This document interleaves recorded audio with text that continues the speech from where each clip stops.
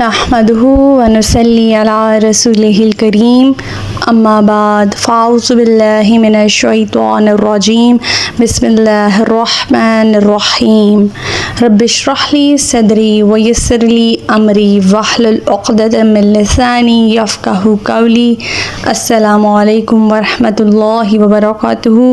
صراط مستقیم میں آپ سب کو خوش آمدید۔ پچھلے سبق میں ہم نے سورہ النحل کو مکمل کر لیا تھا۔ آج کے سبق میں ہم سورہ الاسراء کا آغاز کریں گے۔ ہم آج سورہ الاسراء کا تعارف، اس کا شان نزول اور اس میں جو تھیم آیات ہیں ان پر غور و فکر کریں گے۔ شروع کرتے ہیں سورہ الاسراء کے تعارف سے۔ سورہ الاسراء جسے سورہ بنی اسرائیل بھی کہا جاتا ہے، قرآن کریم کی 70ویں سورہ ہے۔ اس کا نام پہلی آیت میں واقعہ لفظ الاسراء سے ماخوذ ہے، جو نبی کریم صلی اللہ علیہ وسلم کے معراج کے ابتدائی سفر یعنی مسجد حرام سے مسجد الاقصیٰ تک کو بیان کرتا ہے۔ اس سورہ میں 111 آیات ہیں۔ اب آ جاتے ہیں اس کی شان نزول پہ۔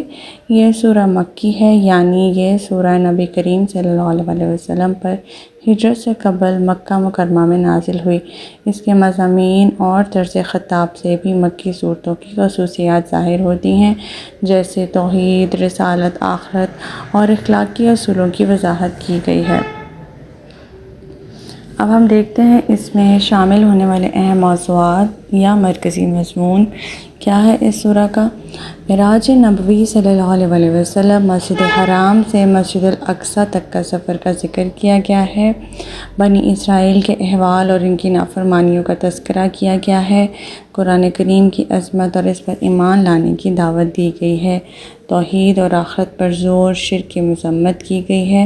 والدین کے ساتھ حسن سلوک اور دیگر اخلاقی احکامات بھی اس میں شامل ہیں۔ حقوق العباد کا ذکر اس میں شامل ہے۔ قیامت اور اعمال کے نتائج کا بیان اس میں شامل ہے۔ نبی پاک صلی اللہ علیہ وسلم کو صبر، استقامت اور اعتدال کی تلقین کی گئی ہے اور ان کے تھرو ہمیں صبر کی تلقین کی گئی ہے۔ تھوڑا سا اس کی ایکسپلینیشن میں چلے جاتے ہیں۔ نبی کا ذکر جو ہے وہ نبی پاک صلی اللہ علیہ وسلم کی نبوت کی عظمت اور پیغام کی حقانیت کو ظاہر کرتا ہے۔ بنی اسرائیل کی تاریخ پڑھیں گے، جس میں ان کی نافرمانی اور اللہ کے عذاب کے تذکرے تاکہ امت مسلمہ عبرت حاصل کر سکیں ذکر فرمایا گیا ہے۔ قرآن کریم کی عظمت میں ہم دیکھیں گے کہ قرآن کو ہدایت اور رحمت قرار دیا گیا ہے اور اس پر ایمان لانے کی دعوت دی گئی ہے۔ شرک کی سخت مذمت کی گئی ہے اور آخرت کی جواب دہی کی یاد دہانی کی گئی ہے۔ والدین کے ساتھ حسن سلوک اور ان کی خدمت اور ان کے احترام کا حکم دیا گیا ہے۔ جہاں پہ ضرورت مندوں کی مدد کی بات آتی ہے تو مسکین، یتیم اور حاجت مند کے حقوق ادا کرنے کی تلقین کی گئی ہے۔ وعدوں کو پورا کرنے اور عدل پر قائم رہنے کی بھی تلقین کی گئی ہے۔ ہر معاملے میں سچائی اور انصاف اختیار کرنے کی تلقین دی گئی ہے۔ غرور اور تکبر سے بچنا اور عاجزی اور انکساری کو اپنانے کی تعلیم دی گئی ہے۔ صبر اور استقامت نبی کریم صلی اللہ علیہ وسلم اور مسلمانوں کو آزمائشوں میں ثابت قدم رہنے کی ہدایت دی گئی ہے، اور یہ ہمیں بتایا جا رہا ہے کہ اچھے اور برے اعمال کے انجام سے انسان کو محتاط رہنا چاہیے، حق پر ثابت قدم رہنا چاہیے، ہر حال میں حق کو اپنانے اور اس پر ڈٹے رہنے کی ترغیب دی گئی ہے۔ اختتامی کلمات یہ ہیں کہ سورہ الاسراء ہمیں ایمان، اخلاق اور کردار کی اصلاح کا پیغام دیتی ہے۔ یہ سورہ ہمیں یاد دلاتی ہے کہ عروج صرف ان لوگوں کو ملتا ہے جو اللہ کے قریب رہتے ہیں۔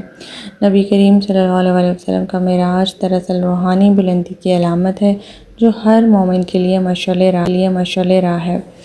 ہمیں چاہیے کہ ہم اپنے کردار، عبادات اور اللہ تعالیٰ کے ساتھ تعلق کو بہتر بنانے کے لیے اور اللہ تعالیٰ کا قرب حاصل کرنے کے لیے ہر ممکن کوشش کریں۔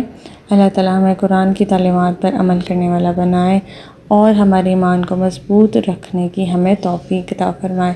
اللہ پاک ہمیں ایسی ہدایت دے جس کے بعد گمراہی نہ ہو۔ ربنا لا تزغ قلوبنا بعد إذ هديتنا وهب لنا من لدنك رحمة إنك أنت الوهاب۔ سبحانك اللهم وبحمدك أشهد أن لا إله إلا أنت أستغفرك وأتوب إليك۔ السلام علیکم ورحمۃ اللہ وبرکاتہ۔